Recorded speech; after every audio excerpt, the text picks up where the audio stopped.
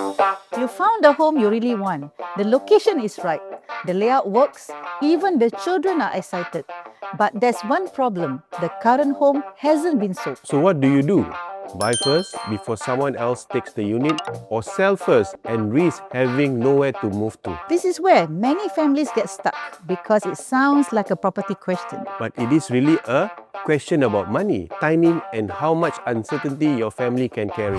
Welcome to the first episode of our series, Courage to Change, Clarity to Build Wealth. I'm Nizam. And I'm Niza. In this 5-part series, we're helping homeowners understand the decisions behind their next property move, not just which property looks attractive. Today, we are tackling one of the most common questions we hear from HDB owners and private property owners. Should I sell my existing home first or secure the next property first? This is no universal answer, but there is a safer answer for your particular circumstances. Let's start with the emotional side.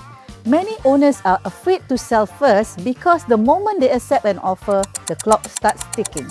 Suddenly they're thinking, can we find the right home in time? What if prices rise?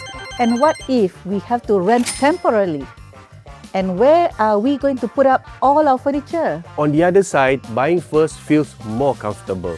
You secure the next home, then sell your current one. But financially, buying first may create a much heavier commitment. You could temporarily own 2 properties, service overlapping loans, or need additional cash before your sale proceeds and CPF refunds become available. So each route removes one fear but introduces another. Sell first and the fear is usually about accommodation. Buy first and the fear is usually about financing. That is why we shouldn't begin with which unit you like. We should begin with how strong is your financial position and how much uncertainty can your family manage. Let's examine the sell first route. Imagine your HDB sells for 700,000 and after refunding the outstanding loan, CPF principal used and accrued interest, suppose your estimated usable funds are 180,000 returned to CPF and 100,000 in cash proceeds. That gives you approximately 280,000 to structure your next purchase. Now you know your actual position. That certainty is very powerful. Instead of shopping based on what you hope your flat will sell for, you're buying based on confirmed numbers. Selling first may also strengthen your loan position because the existing loan can be discharged before you complete the next purchase. For eligible buyers moving from one HDB resale flat to another, HDB's enhanced contra facility may also allow the sale proceeds and CPF refunds from the existing flat to be used towards the next flat purchase. But the main concern remains. What if I sell today and cannot find my next home in time? That is where timeline planning matters. Depending on the transaction and agreement of the incoming buyer, an HDB seller may request a temporary extension of stay for up to 3 months after the completion. It isn't automatic and the buyer must agree, but it can create valuable living room. Other solutions may include negotiating completion dates carefully, moving in with family temporarily, or budgeting for short-term accommodation. Not always convenient, but sometimes a temporary inconvenience prevents a long-term financial mistake. We must also be honest about the disadvantages. After selling, some families feel pressured to buy quickly. Every viewing starts to feel urgent. This one is not perfect, but maybe we should just take it. And urgency can weaken your negotiation. You may compromise on location, layout, or price simply because your deadline is approaching. There is also market risk. If suitable homes are scarce or prices move upwards while you are searching, replacing your home may cost more than expected. This is why sell first should never mean sell now and think later. Before marketing the existing home, the family should already know the likely net sale proceeds, the next property budget, the preferred locations, the acceptable alternatives, the financing position, the temporary housing backup plan. Sell first works best when the plan for the next move has already been built, even if the exact property hasn't been selected. Now let's consider buying first. The biggest advantage is control. You can search patiently and secure the right property before selling your current home. This can be useful when your requirements are very specific. Perhaps you need to live near aging parents, remain within the school zone, or find a rare layout. It can also be emotionally easier for the family. You know exactly where you are moving. You can plan renovations, arrange the movers, and prepare the children. There is less fear of being caught between 2 homes. But buying first is only comfortable when the financing supports it.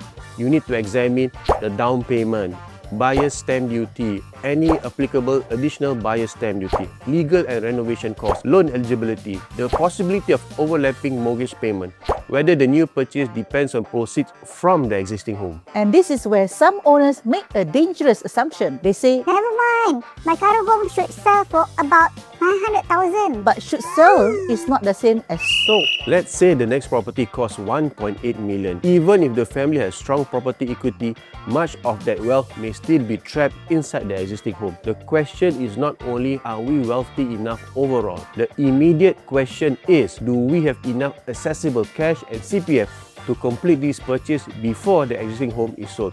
And if ABSD applies, can the family fund it upfront while waiting for a possible remission or refund, assuming all eligibility conditions and deadlines are met? That waiting period matters. A family can look comfortable on paper but feel financially squeezed every month because too much money is temporarily tied up. This is what we call the difference between net worth and cash flow.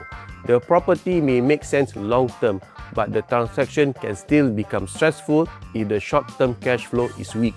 Never commit based only on the expected selling price. Work from conservative numbers and ask, if the sale takes longer or the final price is lower, can we still complete comfortably? So, who may be more suited to selling first? Generally, a family that needs the sale proceeds to fund the next purchase, has limited cash reserves, wants greater budget certainty, or is flexible about replacement home.